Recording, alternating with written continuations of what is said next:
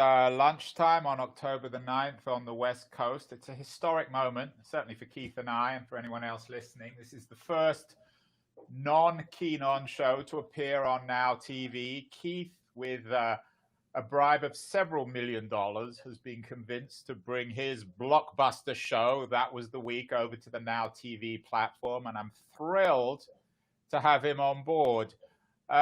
Keith, That Was the Week is a show about the previous week, particularly in tech and venture community. This week, you focus very much on antitrust, your excellent newsletter. Anyone watching should subscribe to Keith's newsletter. Don't trust antitrust. And let me look more carefully at this image that you lead your newsletter, how the Democrats can lose Silicon Valley in their sense. Why the picture, Keith? These four guys up a mountain trying to help someone else. What's the visual element here of antitrust, and your warning against the Democrats to focus too much on antitrust? Well, there'd be many ways to interpret it, wouldn't there, Andrew? But my interpretation is the three people holding hands are Joe Biden, Kamala Harris, and Nancy Pelosi. And they're offering a hand of help to poor little startup, offering to compete with Google, Amazon, Apple, and Facebook, who they consider to be monopolies. So this is the good news story of the Democrats helping the little guy defeat the big bad wolf of Silicon Valley. And Keith, this argument was triggered by, of course, the headline of the week, which is about the House Democrats calling for the breakup of big tech. So this is not some abstract argument you're making. The issue of antitrust and the Democrats' assault in some people's mind on Silicon Valley now is very real. Let's drill down a little bit in terms of your argument. Your newsletter this week makes a very interesting argument about the dangers of antitrust. I'm quoting you here.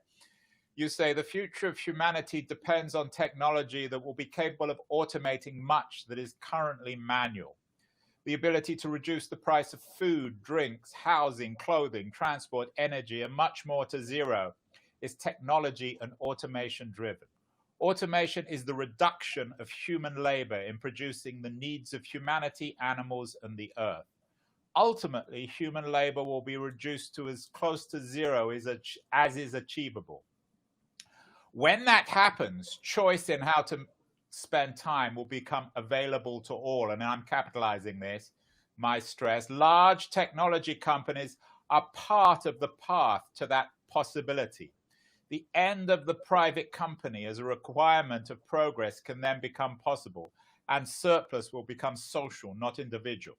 Until that time, let's support the ability of capital and know-how to help us get there. So what you're saying, Keith, is that the stakes on this antitrust debate are very high. They're not just about Silicon Valley, they're about the future of humanity. Well, that's kind of always been true ever since the Industrial Revolution, right? I mean, we all understand that progress comes from innovation, and progress is measured by human freedom, basically. The freedom to choose how to spend your time and not be a slave to work is driven by progress. So the sad thing, in a week where Donald Trump's election campaign not just fell off the rails, but left blood on the tracks, is that the Democrats, who are likely to win, probably by a landslide, don't seem to have a vision for what technology is good for. They only seem to have a vision for what technology is bad for. And that seems really sad, because it means the next 4 years is going to be a missed opportunity to transform our future. They'll spend 4 years trying to knock down what's there rather than leverage it to build something. And, you know, as a person who was very politically active myself for decades, it tempts me to want to be in politics, frankly. Who represents progress these days and the future? Who indeed? So the tech press, of course, this week has been ablaze with arguments for and against antitrust. One of your favorite sites, I know, is Stratechery. Stratechery. I don't know how to pronounce it. Stratechery. Stratechery, but it's one of the most read sites, blogs in Silicon Valley. What is Stratechery saying this week about the arguments against antitrust? Actually, Ben Thompson, who publishes it, wrote two very strong pieces. The one you're showing, and then another one that started with the title Facebook, the Missing Monopoly. And in both cases, he's stressing that if you look rigorously at what Facebook is and what market it dominates, the answer is none. The answer is it doesn't dominate any market. It certainly doesn't dominate advertising, where Google is a major player and Facebook is a strong competitor. It definitely doesn't monopolize social media, where Twitter is a strong player, of course, and others. None of them dominate video, where YouTube is a strong player, but they are too. So the idea that there is a monopoly here is what is the core of Ben Thompson's argument. I agree with him. There are big companies with large audiences with enormous revenues, none of which actually are monopolies. Since you put the newsletter out, our old friend Mike Arrington put out a tweet saying that people confuse radicals and liberals in Silicon Valley. Is there a split now? Do you think, in Silicon Valley between liberals and radicals on this issue of antitrust and the role of big tech companies? I think there might be an emerging split, but it certainly is buried if there is one. Most people in Silicon Valley characterize themselves, when it comes to the economy, as libertarian. That is to say, they're in favor of government hands-off and just let the market figure it out. And that's the best way. Keep out of the way and just let progress take its course. And Mike definitely has historically been one of those. Mike and I disagree about many things, but we agree about that. And I think that Silicon Valley doesn't really have liberals in the Washington, D.C. meaning of the term for that reason. Now, that said, the Silicon Valley libertarians do, many of them, vote Democrat because they believe in social equality. And it seems to me the missing intellectual piece of the jigsaw puzzle is the relationship between technical innovation and social equality and social opportunity. If you want to solve the problems that Black Lives Matter focuses on, or indeed almost any issue, the precondition for solving it is ending the squabble over resources. And the squabble over resources is only solvable with technology.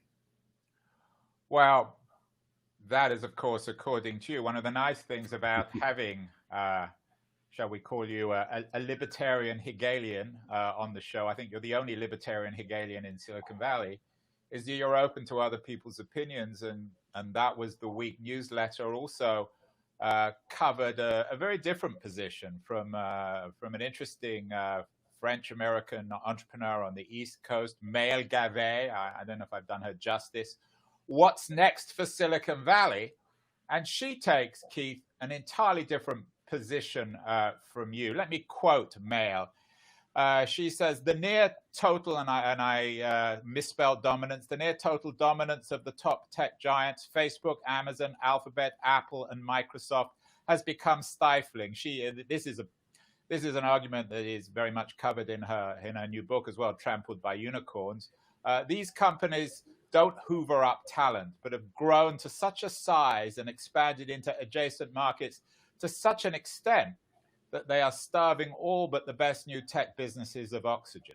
Smaller companies who compete in one of the markets that big tech considers as strategic, an ever-expanding list, risk becoming a target of full financial power of one of the giants, who aim to crush or buy possible contenders before they grow beyond a certain size. And I'm capitalizing her here because I think it's here that she gets in your face from your libertarian point of view. She says, this hegemony impacts innovation and centralizes capital allocation. This was from a piece Mail wrote in the Harvard Business Review last week, which you recommend in your newsletter.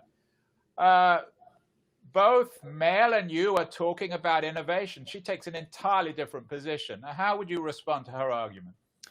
The reason I published it, Andrew, is I think it's an excellent piece. And you may think it's a contradiction for me to say so, but I actually agree with her, whilst at the same time agreeing with my own point of view.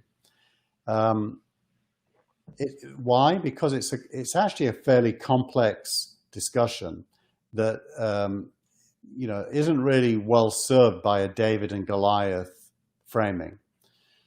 Facebook, Apple, Amazon, Microsoft, and Alphabet are at the same time massive innovators, whilst at the same time stifling innovation. They do both things. The argument about how they help innovation is obvious, so I won't make it. How do they stifle it? They stifle it because it's in their self-interest to acquire talent and to own future markets. So when Facebook acquired Instagram and WhatsApp, it was doing both things, acquiring talent and future markets. When it acquired Giphy recently, it was doing both things. Now, my point of view is there is nothing illegal about it doing those things. Nothing at all. We've had this argument, Keith, before. It's about the issue of antitrust is not whether or not monopolies are illegal. It's whether or not businesses which have very strong control of one market use that strength to illegally control other markets. What I don't understand in terms of your argument is that if you listen to people like Scott Galloway or Mail, Gavet, I mean, splitting up Amazon into Amazon Web Services and a store, or splitting up Facebook between Facebook and Instagram and WhatsApp, they maintain their strength. If anything, Scott Galloway argues that actually builds shareholder value. So what I don't understand is your dark dystopian view is if you break these companies up, it ends Silicon Valley, it ends their strength, it ends innovation. Because no, I mean, look at the history of AT&T. They got split up, and you got a series of companies that were, if anything, more innovative than the original monopoly. It's easy for me to explain it, Andrew. By the way, Andrew, you're showing a graphic now, not us. I don't know if you intended that, but just in case you didn't. It's easy to explain it, Andrew. It comes down to who would you trust more with the future of Facebook's shareholder value, Facebook or the government? And I don't trust the government to make good decisions for Facebook shareholders. I just don't. I mean, well, it's not the government. I mean, the government's listening, and I've had a series of people on my show on Keen On talking about breaking these companies up.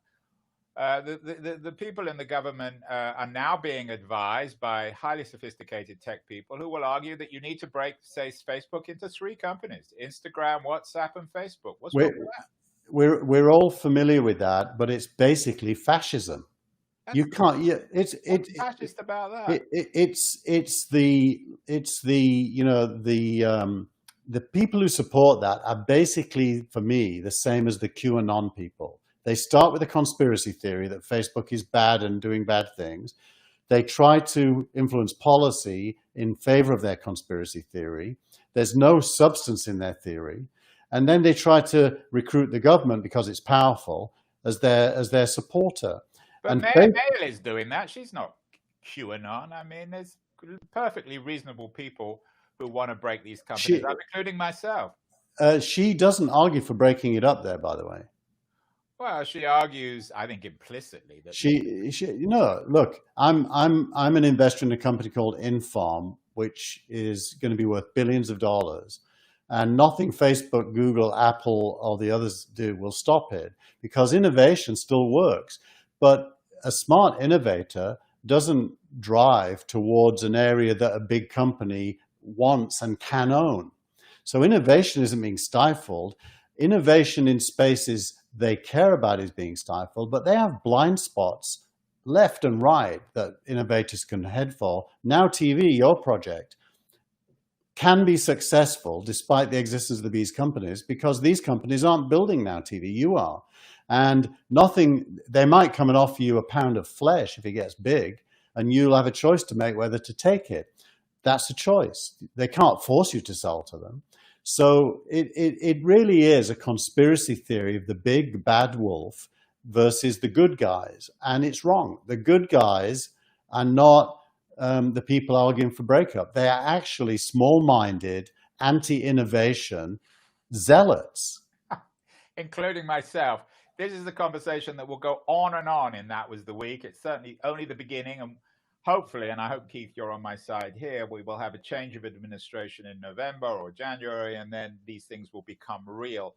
Let's focus on your innovator, your company, your startup of the week. Uncork. What are they all about? They seem to be an interesting new play. I hadn't heard of them before you mentioned them in your newsletter. Yeah, Uncork is in a space known as no code. No code is where you can manipulate content and data in very complex ways, close to a machine learning style of manipulation of data with outputs that you wouldn't be able to easily find, and you can do it without writing code. And there's a lot of companies in this space. Airtable is a unicorn in this space. Actually, Snowflake, which went public recently and is trading at huge valuations, is in this space. So Uncork is for people who have lots of data to understand and want to use a service, a cloud-based service, to understand the meanings inside that data, but don't want to have to be an engineer and write code. It's a growing space, which you could think of as business automation of various kinds. Another big player in that space is UiPath, which is worth about $10 billion now. There's lots and lots of companies in the space, and I like it as much as I like all the others because it points to a future, Andrew, where you and me, who didn't learn to code, can do interesting things without employing an engineer. Yeah, I guess, and it's hard to speak for the dead, but this would warm the heart, warm the heart of Steve Jobs. And your thought of the week, I think it's thought of the week or post of the week, is about Steve Jobs. You're quoting him here. I think it's been 6 years, as our friend O'Malley reminded us, 6 years since Jobs died. But his sayings, if anything, have even more relevance. So here's the quote you give from Jobs for this week to remind us of his brilliance. Innovation comes from people meeting up in the hallways or calling each other at 10:30 at night with a new idea, or because they realize something that shoots holes in how we've been thinking about a problem. Would Jobs love this new code wave of companies? Jobs always liked anything that made human effort easier. So yes, he absolutely would love it. It's not that he doesn't believe in technology and coding. He absolutely did as well. But anything which removes effort so that you can get the outcome you want with less effort is something he would have been in favor of. It's basically the core of humanism. Humanism is about freeing people from effort. Actually, it was 9 years ago. Sorry, not 6 years ago, as Owen reminds us, on October the 6th. Interesting enough, his quote, yesterday I spent all my afternoon with two innovators talking about what replaces the World Wide Web. And these innovators have just an unbelievable idea about the canvas we will all publish on in the future, and argue that it isn't going to be a web page. They've figured out the next canvas, if you like, and the company is called New Canvas. Well, let's save that for next week, because that sounds like a half an hour discussion. Facebook, of course, is always in the news, back in the news in terms of new policies on how they're going to deal with the election and all sorts of controversies around Facebook. Your tweet of the week is from Dan Rose, a longtime Facebook VP. What's the tweet of the week, Keith? Well, so Dan retired from Facebook a couple of years ago now, and moved to Hawaii. I think he might be back here now running a venture fund. So he recounts in 2008 when Facebook had, I can't remember how many users. It was something like 80 million, was it? 80 million users, that's right. In 2008, Facebook's user growth hit a wall at 80 million. And 80 we were million. having serious debate about whether any social network could ever reach 100 million users. Right. 2 years later, we had doubled our user base, and not long after that, we reached 1 billion users. Here's how we did it. So it's this series of tweets. Yeah. So he's basically talking about how they thought they'd reached the peak, and of course now they're at 2.7 billion users. And so it's a real insider view of blocking and tackling actual problems of growing a startup business. And and even at 80 million, you think you're finished, and yet there's still so much more that you can do. So it's about resilience, focus, teamwork. It's a really good thread. It's not just one tweet; it's a whole thread of tweets. And then coming back to Jobs' point about innovation, do you see Facebook as a major innovator, or have they hit a wall in that sense?